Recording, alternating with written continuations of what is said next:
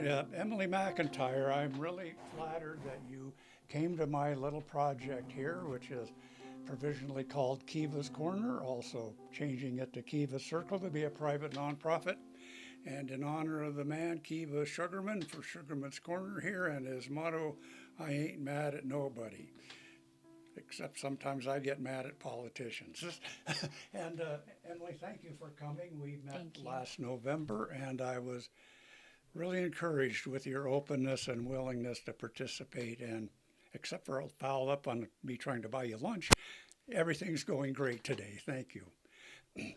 Any opening comments you'd like to make? Oh, thank you for inviting me. I'm happy to be here, and I'm looking forward to this discussion.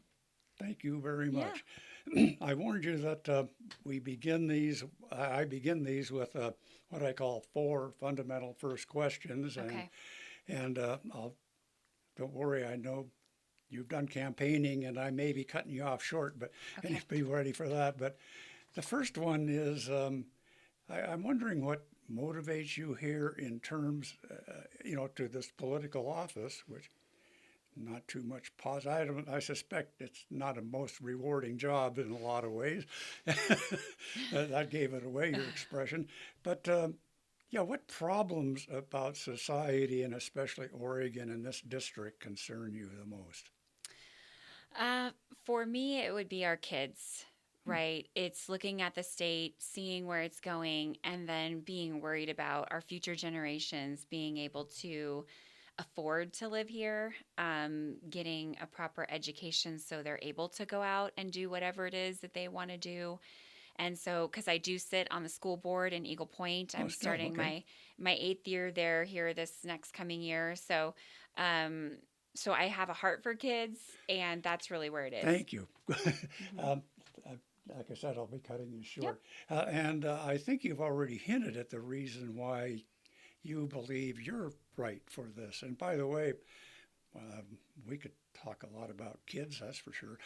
My big concern too, for sure. So your qualifications in terms of temperament and interest, knowledge, whatever, that makes you suited for this. Well, quite frankly, it's a citizens legislature, so anybody is suited to run for office. And I just happen to be asked and be in the right place at the right time with the right heart and the willingness to serve. And as it'll probably come up later in our conversation, I am a believer, and the Lord just opened every door for me, so I walked through it. Did I hear you say you were asked? I was asked. I was approached, yes, to run. Okay, and by that you mean a citizen or citizens out there that saw you as the right person? No, I would say the state has recruiting teams when they have open positions. Oh. Every area, kind of region, has a group of people that look within their own area to recruit people to run. That is great news and fits in with my understanding of the intentions of the deliberative democracy that we're going to get to. So this is going great. Then my third question has to do with your general view of humanity and, the state of the species that we are. My general view of humanity is, I think that's probably a broader question for the time that we have that is given. Yeah, I'm going to hold you short on this. I think humanity is struggling to find clear direction between right and wrong. And I think it's very apparent when we look out and we see there being a lot of fluidity and not knowing really what is truth and what isn't anymore. Yeah, okay. In general, sounds like there's people going in the right direction with truth, and then in some number of others that aren't on the right path. Is kind of what you're saying, or? I guess I would say that I see it as there's a movement to try and do away with true truth. I mean, you hear conversations of trying to teach math 2 + 2 is 5, right? And in my checkbook, I do it. Yeah, I wish. Yeah, okay. I wish 2 + 2 was 5, okay. But there's a truth and there's a not a truth, and I think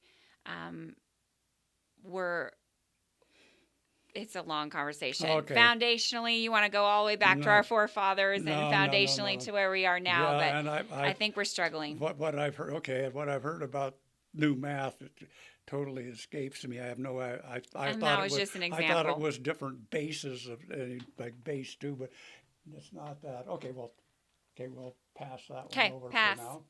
And well, how do you see yourself in this? I'm not quite sure what your point is about humanity in general. I think I got the idea, but Mhm.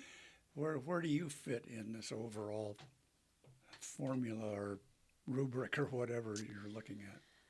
Well, I think we're going to jump into philosophy real quick, probably, And get Chuck. out of it quickly too, I hope. But for me, I look at ways that I can give back, right? Ah, And I'm 42 years old. I have tried to live a good life, but I still have made a lot of mistakes. And recognizing that I've been saved by grace, my goal is to do what I can to try and show people that there is good in this world. all right. Yep. All right. Well, thank you.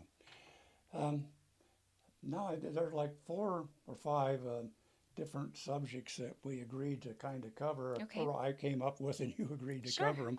The first one, uh, I know that the big issue for the legislation in this last short term was Measure 110, that ironically called the Drug Addiction Treatment and Recovery Act. That I'll admit now I voted for the thing because I assumed it included diversion A lot and of other people did. practices that I'm used to from corrections, but Hmm. and was sorely disappointed when I learned the truth. Um, but you passed a new law, House Bill 4002, Hmm. and you've already answered this for me, but tell whoever's watching or will be what is included in the new law.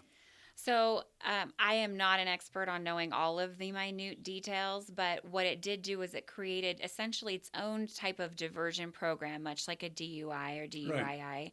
And so what it is if you are found to have drugs on your person, you are either going to go, you can choose to either go into a diversion program or you can do 180 days in jail. Huh. So those I are your like that. choices. Hmm. Hmm. And that won't go. When does that go I into think effect? September. I think it was taking a little while for it to get there, but I think we're getting close. But I heard the fall, so I think it's September. Don't Uh, quote me on that. this this just occurred to me. You said you're not an expert, but did you in the in the deliberations for this law, did you hear any predictions for what the expected outcome was going to be of this new practice? Well, expected outcome is very hard. I think what they wanted to do was create pathways. We gave several $100 million into this bill. We gave $85 million to the criminal justice field. We gave lots of other money to nonprofits and different groups supporting it. Right. And we're not going to, the desired outcome is that it gets people off of drugs and back Yeah. into Okay. functioning into society. But as to how it's going to work, like I don't know where you guys are at in Klamath, but in Jackson, our jail is full and we need a new jail. So if you get picked up for drugs and because you're a frequent flyer in our jail, that they're not going to hold you for a drug charge, you pick Yeah. jail and you're out in 24 hours or less. So we have a lot that we still need to be working on in this. I think the legislature is very aware of that on both sides of the aisle. But the expected outcome is that we stop having our state be the state that everybody moves to take drugs. Oh, yeah. Okay. Well, it just gave me another thought that Yeah. I think that from my experience with criminals over many years, that probably the hardest option for them is treatment, because It the is hard. hardest thing to do in life is to change. It's an ordeal, but it's in everyone's interest that we try to motivate people in that direction. And I'm glad to hear the legislature is trying its best on that. Definitely.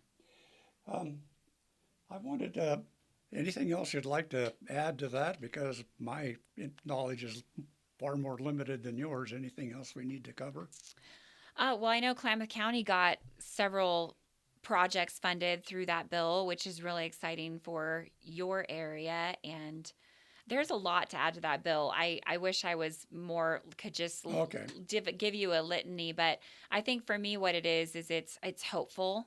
Yeah. We're making steps in the right direction. Was it a perfect bill? No. Oh, yeah. Can you point me a perfect bill that comes out of that building? No. Any building. But it was a step in the right direction, and I think there's going to be a lot more work done on it in 2025. Okay, well, Yeah. good. And downstairs is most of the offices here are transformations. I saw that. And Yeah. I think I saw they got more than $1 million. Yeah. So this should be good, and they'll probably want to move me out of the office here. Oh But gosh. anyway, well, thank you, Emily, for all that.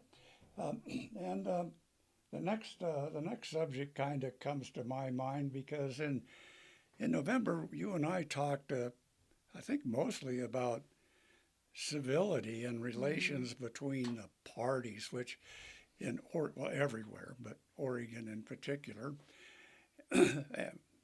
for us in particular, and I think, obviously there's a rural and urban kind of divide, and we're on the rural side, Sure. and I was kind of wondering about what you thought about the redistricting that occurred in the session before you came, and we talked for about 18 seconds on that, but it seems to me that it's pretty objective, just a swath here, a swath there, and you're in one that kind of covers Klamath Falls pretty much and goes across, and does it include Medford too? I don't have any of Medford City proper, but I have some zip codes in Medford for sure. Okay, that's what I thought. And it kind of, okay. And I got maps of it, but we don't need to look at that. Then Yeah. there's another district that comes from Bend and comes down the east side pretty much. Right. And I think includes mostly rural Klamath County. Anyway, yeah, so but you commented that you saw some problems in how it was done. Can you comment on that? I think that there were some areas that they carved out actually specific people. So you'd have to dig in more. But from my understanding of it, that was a big issue when they were trying to actually get committees for that redistricting. I don't know if you heard about that. No. So there was some deals being made in the House. This is before my time. And our, current governor was the Speaker of the House at the time. And there was a conflict with the Republicans and the Democrats. Yeah. And the deals being made was that that there would be equal representation on the committee that would create the district, the new district maps. And so the agreement was made that they would put equal representation, because on every committee that you see, there is unequal representation. There is always one more of the majority party on every committee that you will see, on purpose, right? Oh, and yeah. so the agreement was made, equal representation, but then a separate committee was formed with unequal representation that did the final okay on the mapping. Okay. So that happened, which was I still hear about in Salem. So Okay. very unfortunate. Yeah, I guess we don't have to talk about what your opinion is, and honestly, I got It's to just say, a bummer. if somebody agrees to equality or equity, whichever you want to call it, and then it doesn't happen that way, It was pretty not a good disappointing. practice, not very ethical. Right. Okay, maybe there's some reason that we don't know about, that I don't. Maybe know there about was. Anyway. One of well, anyway, so on that too, I noticed, and you said that you have no opponents I don't. this year, Mhm. and I believe last session you ran against Jonathan Changeri. Is that Yes. Yeah, we were both gunning for the new district. right? Okay, and I believe, and I just thought of this like yesterday or something. I believe I got a hold of you. I was working with Braver Angels then. Yes. And tried to get you to meet with Jonathan, and you agreed. And then as I understand, but I don't think it ever happened. It didn't. It kind of fell apart, and there was never anything finalized and put together. Yeah. Okay. Well, thank you again for your intentions anyway, and I may have been partly responsible for that too. Jonathan wanted to do that. Did you ever meet Jonathan? And Oh, yeah. okay, and he's got this reputation of being extremely liberal. he's got socialist in his party name and stuff, but I haven't talked to him much, but he seems to be more concerned about rural jobs and local farms and businesses than anything. Yeah, and Good. I mean, what any observations you could make on that? I honestly don't remember. Jonathan and I met at a campaign or candidate night in Jackson County, and then I actually was visiting Klamath Union and met him there. But as far as like remembering specifically our differences, I couldn't tell you. Okay. But you know, more power to him. I hope he stays engaged. Yeah. So Yeah, but nothing stands out as you're totally opposed to him on something or other. oh, I'm sure we were totally opposed on some Well, okay. things, but I couldn't tell you specifically right off the top of my Okay. head what they would have been. Well, So might have been good if we'd gotten that yeah, match maybe. set up. I don't know. Just Maybe it would see have what's been. going on. Yeah, yeah. Well, I think I'll be talked to Jonathan a while back, and I think I'll be interviewing him pretty soon. Any questions you would like me to ask him? You're putting me on the spot. I know that I just would. occurred to me. I don't. I Okay. don't necessarily have one. I'll think about it. Okay, well, sorry. Nope, that's I- okay. I'm sort of impulsive. And I'll tell you, Chuck, I'm not really political. I'm not here Ah. to try and throw sticks and stones and figure out what our differences is. I'm sitting here to try and figure out what our similarities are and how we can move forward. So that's really kind of how I view it, what I look at moving forward. And that's Yeah, exactly what I like to hear. right. And, well, that's why you're here, because it's your choice. And I appreciate that. Yeah. And I knew that about you Yeah. to begin with. Thank you. You said it very well. But there's something going on with these. I did some quick math. I hope I did it right. But there are 12 races in the House where there are no Republicans are Sure, running and 9 where no Democrats are running. sure. And that's 15% of Democrats. There's no challenge on them, and 21% of Republicans. So that's like a third of the races that are not even competition. And I suspect it's pretty much on, rural side of Oregon and urban side. I mean, am I right in just guessing that? I mean, So it's very strategic in how we look at trying to run campaigns. And two, it's also how much money do we have to spend? Campaigns are based all on money. It's ridiculous, but it is very, very true. And then it's also looking at the demographic. And so the place where you have competition is really where it's a swing district, and it was a tight race the time before. And so it's expected to be a tight race again. okay. And running on the issues like 4002, housing, homelessness, education, all of those things. In those districts, it really matters. Word for word really matters. And that's why it's very pointed in where there is a Republican running against a Democrat or vice versa. Those are the districts that have the chance to turn over Do you have any? or stay. I mean, I identified like a third where there's no race, or is there like a third, or I mean, something off the top of your head of how many of those are really swing districts? I am going to guess there's probably one that I'm pretty aware of that's not really a swing district, Oh, but they're still going to give it a whirl. And I think there's 9 that are real swing districts. Okay. And there's going to be a lot of investment and campaigning going on in those districts.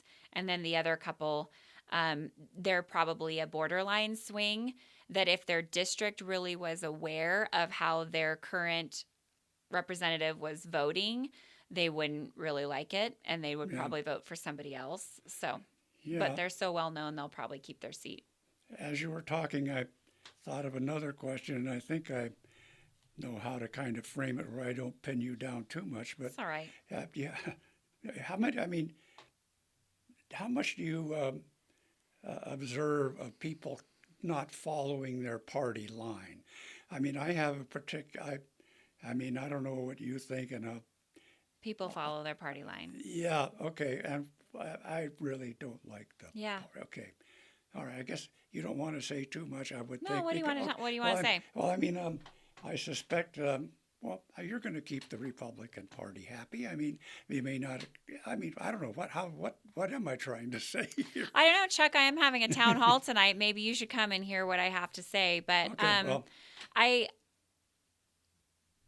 I fundamentally agree with the platform of many of the Republican Party platforms. Right, life, guns, commerce, free commerce, things like that. But when it comes down to how we get there, I think I am quite different because I definitely believe that politics is pragmatic. Did I share with you my story that I use a lot as my compass? Did I share that with you? No, No, I don't think so. the daycare. Did I ever tell you that story? If you did, I only remember the one about the school board. Okay. So go ahead. So when I am approaching something politically, and especially this job, and my dad is the one that shared this story with me, and I think about it all of the time. But when I look at working with my colleagues, I imagine that I'm standing in front of a burning daycare, and I know that I can't. Standing in front of what? A burning daycare. Oh, okay. So All babies, right. I kids. got it. Yeah. And I know I can't save every single one, but I could save some. Am I going to run in and am I going to try to save some, or am I going to stand outside and watch them all burn? And I don't know any person in their right mind that's going to say I'm going to stand outside and watch them burn. And so anytime that I'm walking into any sort of conversation or looking at any sort of conflict or bill that I may or may not like, every conversation that I have in regards to that bill that's trying to build up our similarities instead of our differences, I look at as saving a baby. Because that's how we need to be functioning, as looking at how we can get one step closer instead of standing out on the sidelines, never engaging, and essentially we just watch it all burn down. So that's how I approach it. Thank you. I think we may be leading into my next subject here, deliberative democracy. Okay. And I know you haven't had much of a chance to review these concepts, but tell me, why don't we start off with you telling me what you know, and hopefully I know a little more. And I'm learning because I didn't come across this until recently. But tell me your understanding of the thing that I've been advocating here the last month or two. Well, listening to the videos that you sent me, I feel like deliberative democracy, Citizens' assemblies, maybe. Yeah, exactly. Is really where we need to be going. And I think it's a bit of a lost art. One, that two people can agree to disagree, shake hands and walk away civilly, right? Yeah. Two, that we can sit down and we can talk about really, really hard, tough issues that if we're not dealing with them, somebody else is. And how are they dealing with them, right? This is the job of elected representatives that are supposed to be creating laws to protect all people, right? We should be talking about the hard issues and we should be getting every single side of it. So the partisan politics is so out of control. We are just losing ourselves in a party line of hate and anger on both sides, which is heartbreaking to me. It's not beneficial to anybody. So I actually, the deliberative democracy. I was like, what was the other D? Citizens' Assembly. Was kind of right up my alley of where I really feel that we need to be moving. Yeah, I kind of think so too. And so we have some slides here that I think we'll be able to include in the. And you listened to Frank Nebelow's talk, but you didn't see these slides because you were in your car listening to them, as I understand, coming over here. Help me out. Kind of run through this circle and tell me what you think of it. So it says politicians focus on the powerful. Citizens perceive corruption. Citizens become frustrated. Citizens disengage. Politicians perceive apathy. Politicians become blinkered. I think that's a pretty fair representation. So we're talking about people in powerful places, which I will say the running for office is expensive and it's intimidating. It takes a lot of time. And especially in our state with the wage of a legislator, actually Jonathan and I believe agreed on that, that the legislative pay should be raised. It's currently about $33,000 a year. That's not including, we do get a per diem when we are in session, and you get health benefits, which I always include in, because if you're not getting health benefits somewhere, you're paying for them privately, and they're really, really expensive. So, but still $33,000 is not a living wage in this state at all. And so it means that only the people that are either super wealthy or want to live in total poverty with a family are going to engage and be able to do. You're going to have some outside help. So that right there means that you're going to have rich and powerful politicians that have friends, right? And that's going to be where citizens perceive corruption, right? Because as soon as you start getting the George Soroses and all the, the Nike guy and all of the people, that have all the money. Well, the Nike guy, he's a back and forth guy. Oh, so, I don't know. Anyways, well, let me kind of go ahead. Where you want to go? On the politicians' focus on the powerful, I think Neblo was thinking more about just that it's difficult for citizens often to get to the politicians. And my take on it is that the politicians, staff and people are probably making sure that their person sees the right people to secure their job. I think there's some of that for sure. You're probably talking about your husband here. I don't know, but but I'm not trying to make it personal. But that's the perception that the public has.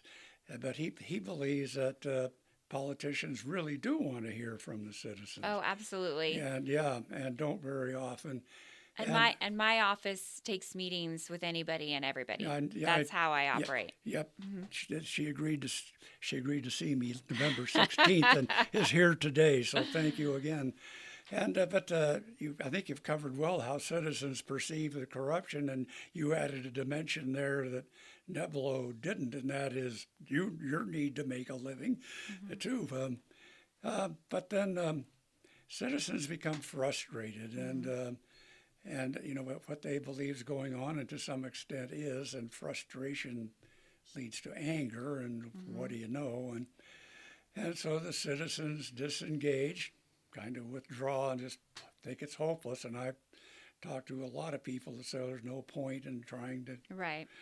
And of course, I believe they're wrong. Right. If we don't play the game, you can't expect to win. Yeah, and that politicians perceive apathy, and kind of for good reason, and by blinkered, just sort of seeing what's in front of you, and don't get the chance to. So it's kind of part of a systemic thing, and I got a sense that you and I really agree on something, and that is the bipartisan political system that we have. That you got to be put into one silo or one encampment or the other to be a politician.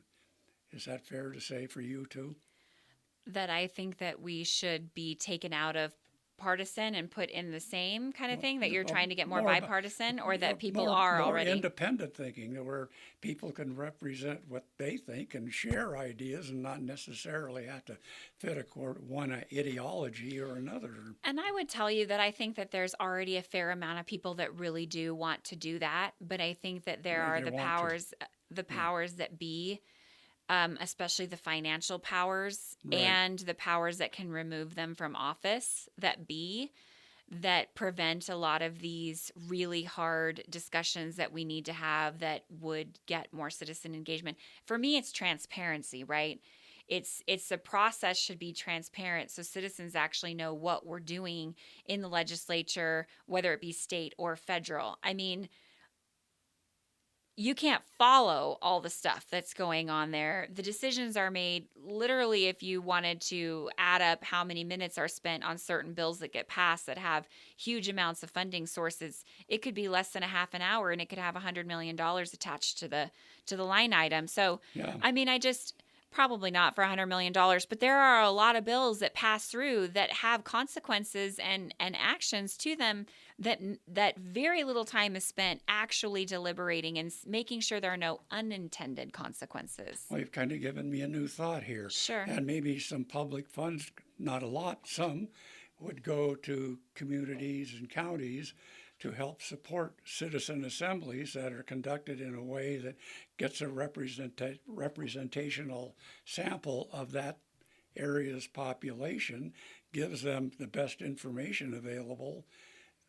Forget the exact terminology that they use in this, but comprehensive nonpartisan briefing papers, and have the citizens spend time deliberating and considering this.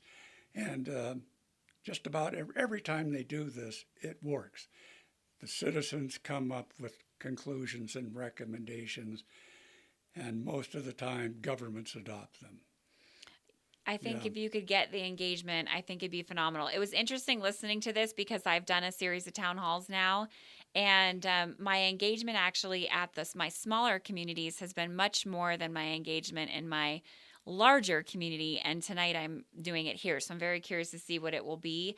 But I think it goes to show the disengagement that we are at, and trying to get people to be re-engaged at a level that they feel like they can actually make a change or have there be a difference. And I don't think that they're seeing that. And so, because these groups have groups that are lobbying for them, right? Oh, yeah. But I would tell you, I would be the same. I don't want to have my COSA, my Coalition of Superintendents Association, right? That's a lobby group that represents all of our superintendents for the state. There's 197 school districts, so there's 197 public school superintendents. That's not counting charter schools. Those have a whole nother round of superintendents, right? But we hear from maybe a handful of superintendents, actual superintendents, but we hear from their lobbyist. It's very, very different what words come out of their lobbyist versus what words come out of the superintendent. Let's look at the next slide here. I think Sure. we've kind of the usual town hall. Yes. I think your self-selection being a lobbyist perhaps here. And when you get the public together, not lobbyists, but get all the public there, there's going to be 20 subjects coming at you at a time. Potentially. Yeah, I mean, Makes me nervous. And you don't know who's going to have what information, what's good or what's bad, and sometimes some crazy guy like me is going to show up and set my hair on fire and really cause a scene.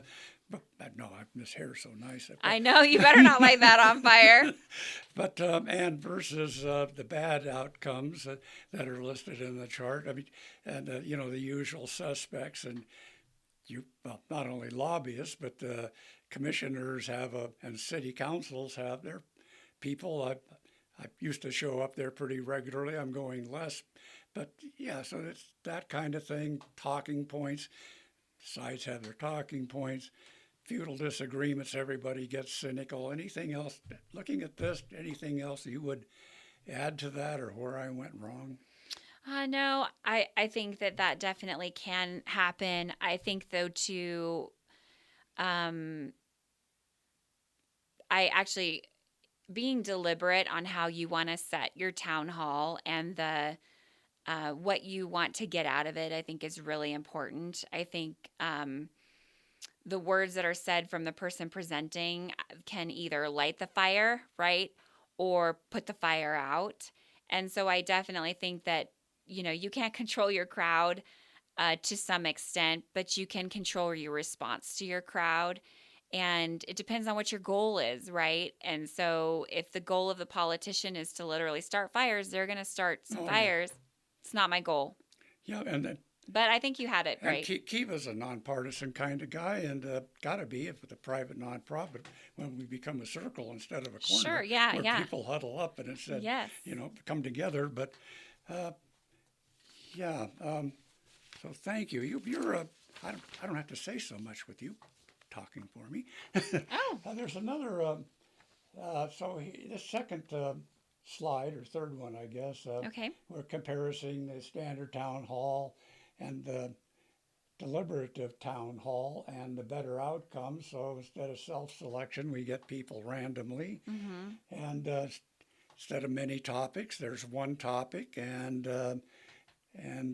both sides, and this part takes some preparation and investment, Yeah. and this, I think government could help in this, to get the experts and pay them something to create comprehensive briefing materials that are evidence, the best evidence for this side and that side and another interest over here, so everything can be considered, and they're conducted with a neutral moderator, somebody who Yeah. kind of, okay, Emily, you're getting too rambunctious here, or you're off topic, or Chuck, you're not talking. It's like that's going to happen, but you know what I mean. And basically every time it works, and this is crazy, 95% of the people who participate are happy with it. Sure. And getting, It makes sense. and my experience has been, and here's my criticism of conservatives, they don't come to the table. You can, maybe it's me, but this isn't only me. Hear it a lot. Get liberals to come and volunteer for this. Maybe it's because it's perceived as some kind of a liberal bias, but I call myself a liberal because I believe in the Constitution, the Bill of Rights, and the Declaration of Independence, and I'm pretty sure we agree on that. Absolutely. So yeah, that just most of this just escapes me what the fight is, but I think I don't really know.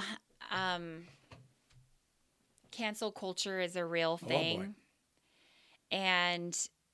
And I think that sometimes people can feel, but this I like because you've got one topic, right? Yes. So if everybody's very aware of what the one topic is, that kind of neutralizes the situation. They know what might come up and what might Right. be discussed. But I think that, I know there's lots of people that they start having an interview and then all of a sudden they've said something that gets taken and misconstrued Oh, boy. outside of their intention. And before you know it, it's really ugly. Yeah, and there's where maybe a moderator could say, hey, Emily, what did you mean by that? Right. Or something, yeah. And you would hope for that, but I think that there's some of that doesn't happen. Like, Right. Oh, yeah. really what is neutral. So I think we've set this up on both sides. Oh, yeah. To have this not necessarily be as easy as this looks to it for yeah. it to be. Oh, no. And and we're just people. I think every politician started out just as a little kid, learning how to walk and talk and tie their shoes. And somewhere along the way, they went crazy and decided to step into politics. But we still are just people, with a lot of us with families and with kids and wanting to just do the best that we can do. And there's absolutely going to be politicians with agendas that are not good. But I would tell you there's a story behind every single one of them that's a lot more than just the politician that you're seeing. Yeah, So and that's for every citizen. Yeah. You hear people's stories and you It is. It changes everything. I've heard a lot of stories from a lot of criminals. You hear their lives and you go, of course they're a criminal. 100%. Yeah, and That thank is you. correct. Yeah. Yeah. Boy, that's a very liberal perspective. I'm being facetious here. yeah. I mean that's a biased liberal perspective. And by the way, there are things going on in the progressive academia that call themselves liberal that appear to be more intolerant than any. So Yes. I There's mean, a lot of that too. yeah, and there are some traditional liberals who are getting in trouble with that stuff, and they haven't heard of me yet, but I'm sure I would be part of that too. But Sure. there's one other thing, and wanted to look at here I've identified these 4 crucial features of the deliberative process, I call it, and that is something like random selection. So you got equal representation, and I kind of add a note to that if you're discussing like criminal stuff or your homelessness or something, you might want to go out to the public agency and say, hey, you got somebody here who's been there, and would contribute in a positive way to this conversation. Sure. I mean, and also kind of look at the people who we have selected and talk to them briefly. I mean, if they're ready to come in and shoot people, we don't want them, and Right. that kind of thing. And that's a very small percentage. I would guess 5% or less, but we know That want to shoot people? Well, Yeah, I would not guess shoot. us. Not shoot, but get into an Light their argument. hair on fire. That's it. Yes, Yeah, exactly. I have turpentine. I would agree with you. I think there's much more people that would be willing to sit down and have a normal conversation than not. But I think that they're also very afraid Yep. to step out for fear that they're going to accidentally say something Yep. that's going to set somebody off, and then their life is over. Yeah, I've heard politicians say that, hey, if we tried this, it would just blow up and go to hell. And it's really sad. Well, and if you do it right, it doesn't happen. I guess it's sad that is the common perception out there. And well, that's what's sad. I can't blame politicians for that. That's a reality that we need to try to change. I think what breaks my heart too is there's people that are literally looking for the moment to be able to seize to do that, right? Oh, yeah. And we're seeing that with protests on campus and things like that. That it's not students that are leading it; it's groups of people that are coming in and saying, "We're organized. We're going to do it this way or the highway," looking for that moment that it can cross the line. And I think it probably is a 5% or less. I think it's probably like a 0.05% or less of people that actually will do those things. But that 0.05% is very effective when they step in to raise a ruckus. Yeah, And it's scary. One thing, too, I want to point out here about, I want to finish these other 2 points, but the participants are engaged but not obliged. Mm-hmm. By that, I mean they're not, the party chairman, or they're sure. not the advocate for certain water rights of one interest or another, that kind of thing. Right. So, but that they're at least willing to talk, engage that way. And they're engaged but not enraged, so that's the part we've already That would covered. be great. And so I mentioned, an A and B here are I've already talked about. So those are I think, necessary elements. And I think you commented here about how important meals are, but Food always helps. yeah, and no kidding. So the 2 preferred features are measuring opinions before and after participation. And I'll very briefly describe a project that may be news to you. It's called America in One Room. There's there's a deliberative democracy lab in Stanford. Say that 3 times. Yeah. And they conducted an America in One Room. They obviously got millions of dollars from some grant. Right. But they selected like more than 500 people in every state, I think, across the country at random, gave them the objective information on a number of issues, and I've got them written down somewhere, but like immigration, the economy, national matters, and stuff like that. I mean, definitely controversial issues. In 2019, they brought them all there. They separated people. I think they separated them out into small groups. Okay. They all had the eight people or so per group. They all had the same information. They all had moderators. This was a big project. And they had measured everybody's opinions before they came in, and they measured everybody's opinions where they came out. That's really interesting. And liberals, say they're on the left here, and they move toward the middle by quite pretty good margins. Mm-hmm. And 95% were pleased with it. The sponsors were pleased with it. And it's been going. That's great. No, why doesn't America know about this? Now, speaking of conspiracy theories, I can go into that one, but parties don't want it. Social media don't want public working stuff out on their own, do they? Right. Okay, enough of that, right? Okay, anything, would you like to advocate for this process even some more, Emily? Oh, I'm all for this. This is something that I try to do behind the scenes pretty much every day, Yeah. reaching out across the aisle to my colleagues to try and find ways that we can be working together legislatively and really be willing to have those hard conversations. I had a phone call today to try and figure out a way to look at that. So, and actually, Good. we're starting, it's called the Future Caucus. I think you may have mentioned that in November. Which is very much, it's probably not quite as, we haven't quite gotten it as organized as you have it, but I think Only that on paper. on paper, but I think that the heart is there. I think what I see as the barrier is when it comes actually down to the vote on the floor, that people hold true to their convictions and they don't vote their party line. And I think that I did see that happen once this last session, which was amazing. But I think it's a hard place to get. And so my hope is that we truly can become less polarized, that people can vote their conviction, that they can hold true to why they actually were running for office in the first place.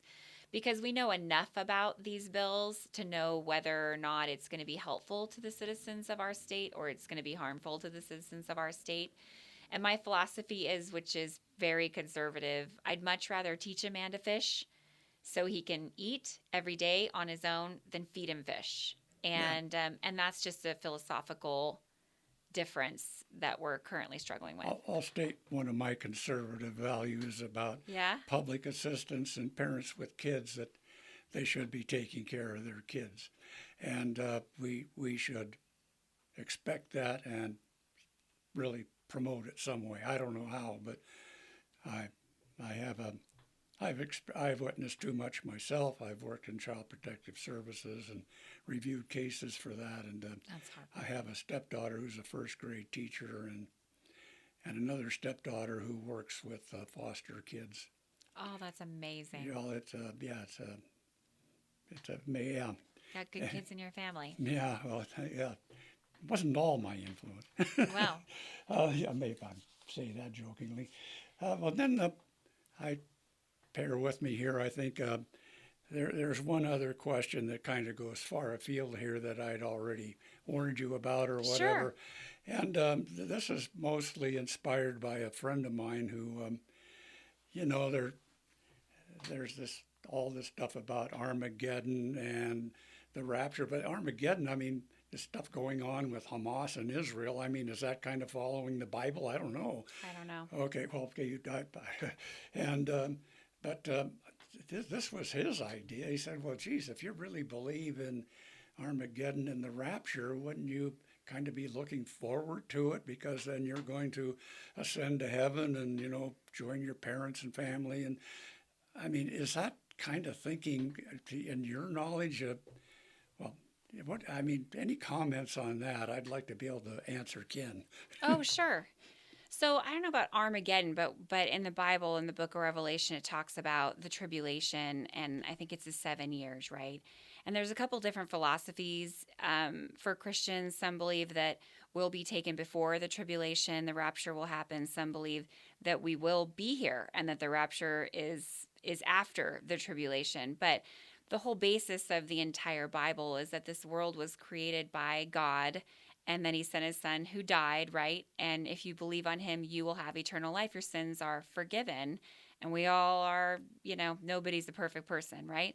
And so then the hope, though, is that what that eternal life really looks like is that when we die, we don't just do nothing, right? We're not reincarnated. We're not a nothing. We go up to heaven, right? And that is our hope. And heaven is better than earth. And so as far as the Armageddon, in the Bible, it states several times the Lord waits because he doesn't want anyone to perish. So I would tell you that as a believer, yes, I'm very much looking forward to being done with this world and going up to heaven. Politics. Absolutely, 100%.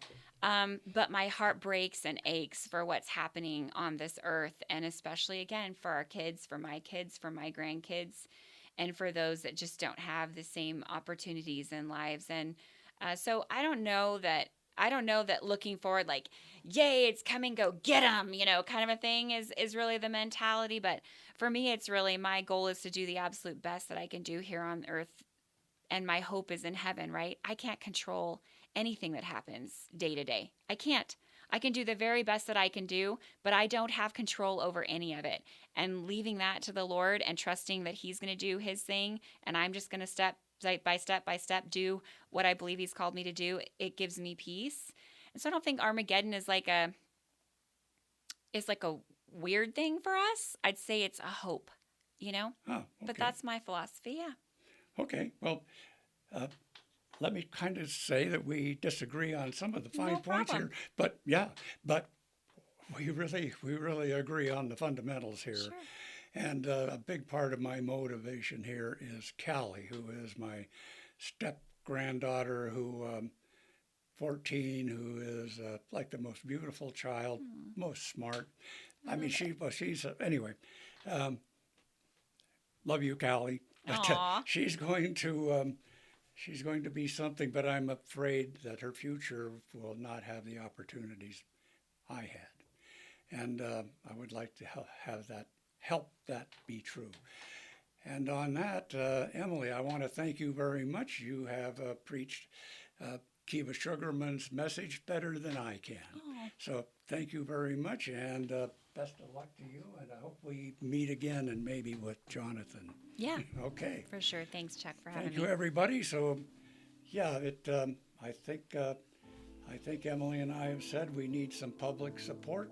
I think it would help politicians a lot if they heard from the people that they would like some conversations for consensus or deliberations for democracy. Thank you very much, and sign into the website. We should have it up soon. Thank you very much. Yeah, by the way, we've also created a video on deliberative democracy itself, and we will have a link here to that video, which goes into the subject in some detail. So please watch that. Thank you.